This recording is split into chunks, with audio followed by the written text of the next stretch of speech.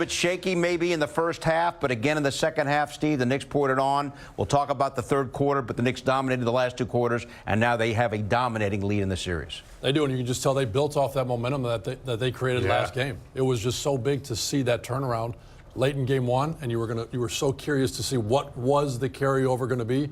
Was it going to be Cleveland coming out, responding, making something happen, and making that lead disappear? Or was it going to be a team that you just played in another 2 7-game series in a row, wearing down in game two? And I think we saw that in some big-time playmaking from an entire group. It was fun to watch, and the backbone of this team is their defense. I mean, locking down a Cleveland team that's a very good offensive team with stars like Donovan Mitchell, James Harden, they're forcing them into playing a lot of one-on-one. That ball is not moving around as much as it normally does. They're not giving those shooters as many open shots. Strus and Merrill combined to shoot 2 for 15. Yeah. Cleveland's not going to win when their shooters are not spacing the floor for their playmakers like Donovan and James Harden. So overall, that was a big-time win for the Knicks. I thought they were going to come out and play like themselves today. They sure did, and they got a commanding 2-0 lead. Great balance for the Knicks in that starting five, including Cat, who went for 18 points and 13 rebounds. He's standing by now with Alan Hahn. All right, thank you, Bill. Well, Cat, first and foremost, you're up 2-0 now in the series. 2 wins away from the NBA Finals. Where is this team right now when it comes to realizing how far you've come? This is 9 straight wins in the playoffs. We're hungry. We're hungry. You know, this game's done, and now we're looking forward to the next one. You know, that's what the mentality of this team is. So it's great to enjoy this moment. The fans, we appreciate y'all. Y'all came out. Y'all showed energy. That love, that New York grit is all because of y'all. But we got to move on to the next one. The next one's the most important game of the year. One of the best traits about this team is how selfless everybody is. Throughout the season, we've seen different players, yourself included, be selfless. When the game is not your game, do other things.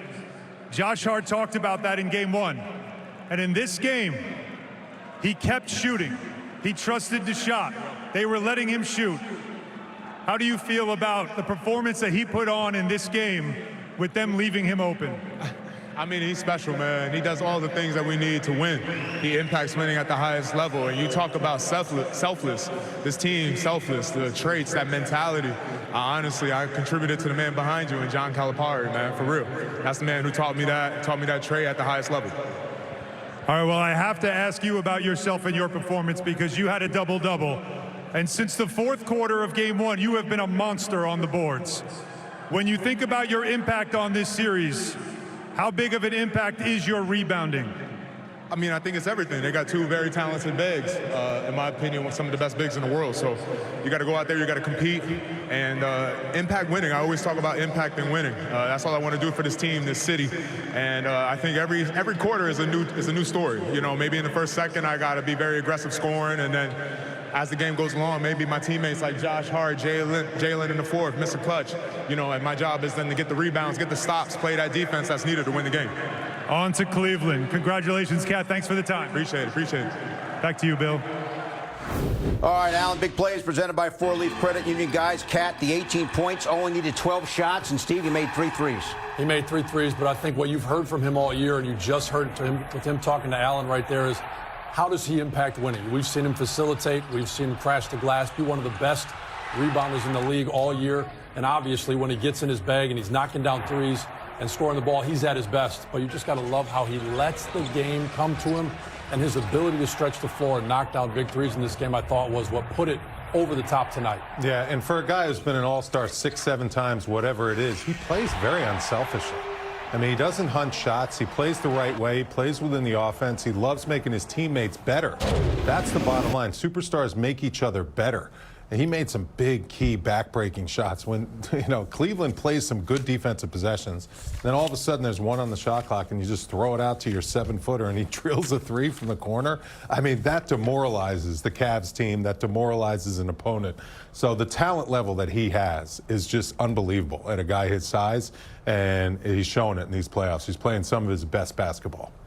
Now, you're talking about a potential carryover from game one. The Cavs led, guys, after the first quarter. And at the half, the Knicks were only up by 4. But overall here, the Cleveland three-point shooting, 9 of 35. Yeah. And Sam Merrill in that first half, of course, he missed a heartbreaker that would have won the game in game one at the buzzer.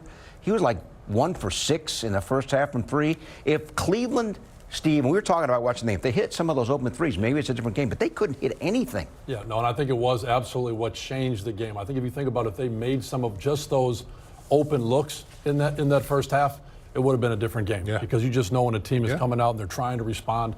If you have the court spread and you have Donovan Mitchell going down the middle and you have Harden comfortable, you've got Strus, you've got Mobley, you've got guys like Merrill who didn't make a three in this game and, like you said, missed a heartbreaker. So the question is for a guy like Merrill, he had a heartbreaker of a shot. The team had a heartbreaker of a game. What were they going to do? How were they going to respond? Now they lost this game. Merrill had an 0 for 7 shooting three, night. yes. And I think that's very telling that they've actually dug a bigger hole. And you got to give this Knicks team a lot of credit for putting them in that hole. All right, so it's a 4-point game at the half. Third quarter of boom for the Knicks. 18-0 run, Wally. 53 all, became 71-53 in favor of the Knicks. They went up by 18 points. Total opposite of game one, because in game one, that's when the Cavs took control of this game, of the game. But in this one, the Knicks came out focused out of the locker room. They really did. Josh Hart just taking advantage of the game plan, which was to dare him to score and shoot, and boy, did he totally dispel that notion. And I don't know what the Cavs are going to do, because you can't leave that guy open like that. He is going to absolutely make you pay. He was the Knicks' leading scorer tonight. I mean, he just continued to shoot, continued to attack. Jalen Brunson with 14 assists. I want to know how many of those assists went to his roommate, Josh Hart. And Josh Hart led the team with 26. Nobody else in the 20s. That's how unselfishly this team plays. They were just making the right play. And that's all coaching. I mean, this coaching staff has this Knicks team just playing selfless, just team basketball personified. And guys, that was tonight's thrilling moment brought to you by FanDuel Casino. Get your thrill on as the Knicks are able to dominate the third quarter and go on to win 109-93. You see the numbers. I mentioned the three-point shooting. Steve, how about the free throws? Cavs killed themselves at the line, too. 22 of 32. You see the rest of the numbers. But when you really boil it down, the Cavs just did not shoot well enough to contend in this game. No, and I think you hear so often that it's a make-or-miss league. And you think, what does that even mean? Of course it's a make-or-miss league. You got to make shots. But this is when I think you can really see it. There are open shots. Merrill had open shots. Strus had open shots. Mobley had open looks. Those guys missed open shots. Not great defense by the Knicks every possession. Sometimes you say, way to contest, way to really make it a tough shot. We're talking about free throws. We're talking about the open three-point shots that this Cavs team missed. Because if they made those early in the first half, I think you're talking about maybe a 10 or 12-point lead for the Cavs at half. And instead, that wasn't the case. They never were able to get it going. And I think now, as we think and talk more about how quick of a turnaround this was for Cleveland, now we're 2 games into this series. They look tired. They look a little bit tired. Those legs look a little heavy. The shots aren't going down. And there's a big, big burden on guys like Harden and others to attack and to step up around Mitchell. And guys, we're going to talk about Josh Hart. I mean, basically not playing in game one because he wasn't able to shoot, and he was on fire. And obviously he got hot and he got going. And really to have the confidence and to understand, if you're this guy, the heart of New York, that without him, if he doesn't get going, if he doesn't make shots, if he doesn't have 26 points, along with 7 big assists, I think you should mention, this team is probably not going to go where they want to go. They're not going to be able to beat that next level team or even close out this series. One of the strategic approaches, let Josh Hart shoot. Yeah. Oh, yeah. Well, that didn't work tonight. Well, now they're in trouble. And if he can continue to do this, they are even more bona fide championship contenders.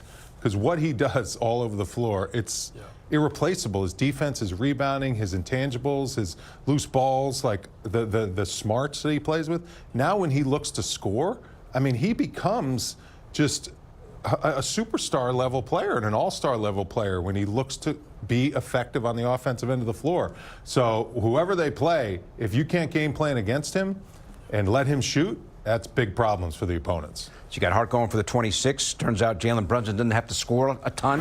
Did go for 19. Also a career playoff high, 14 assists. It's tonight's dime drop presented by Corona. A lot of dimes, Steve, from Jalen Brunson tonight. Well, he's just got so many tools in his tool belt. He can facilitate, he can shoot the three, he can score in the paint. And I think you saw in this series so far, 2 games, he is 2 for 13 from 3. But guess what? Who cares? Because he's facilitating, he's getting 14 assists. Wally was joking at the break. He said he loves seeing his roommate get going. He was finding him. But I think you're right. He has a true joy and a happiness with those kind of passes, making it happen. And as long as this group is shining, if you're willing to take $100 million less to play here because you want to be here, guess what? You want to make sure your legacy is in good hands, and it sure seems to be right now. No question. And I think this is just like Mike Brown came in and he wanted the team to trust each other and not just play iso ball. And 14 assists Jalen Brunson had. I mean, how many times in years past have we said the Knicks can't win because Jalen has the ball in his hands all the time and he doesn't get everyone else involved and you can't win a championship iso one-on-one? Well, that's different this year. And this is Only took 4 shots in the first half. Yeah. Only scored 2 points in the first half. And the Knicks were still up at the half by 4 points. What's amazing to me, guys, and you're the former player, he's always able to acclimate his game to what the team needs. Yeah. He had everybody else scoring tonight, focused on passing. Well, and I think when you can score the ball, you can win a lot of regular season games. But when you can take what the defense gives you and you have the guys around you who can step up, and that's one trend we've seen all year long. If it's Josh Hart stepping up, last game if it was Landry Shamet stepping up for a while, Mikal Bridges struggled at times this year, all of a sudden he's a new player. Guys like Jordan Clarkson, you just think about the guys that have come in and stepped up. And so for a guy like Jalen Brunson, he would probably not pass the ball if he didn't think he had guys who could get it done, but he does. And so what a great job by this front office to put those pieces around him and to allow him to be the star that he's been, shooting or facilitating. no question. Bridges was 9 for 12 tonight. I mean, the guy doesn't miss. He hasn't missed in the playoffs since game 4 to game 3 in Atlanta. I mean, it seems like every single game he's over 50%. And there were some habits that had to be broken on the way the team was played and coached last year. And I think now we're seeing the way some of those habits are broken. The ball's in other people's hands. The ball's moving a lot more, a la Golden State Warriors. I mean, Mike Brown coached under Steve Kerr. He brought that offensive philosophy to this team. It took a while for this team to believe in it and trust in it. And now that we're seeing the trust, fall through and actually be come to fruition, this team is impossible to guard the way they're playing. I mean, these statistical numbers, 52% from the field, 36% from 3, in the playoffs. That's when the defenses are locked in on you. They know exactly what you're running every single time down the floor. You remember, we used to watch film, we had discs, we had this and that on each individual play. You knew exactly what the other team was doing every single game in a 7-game series, and the Knicks are just finding ways to score no matter what. You know what's interesting? We talked a lot about Cat being the hub of the offense. Only 1 assist for him tonight.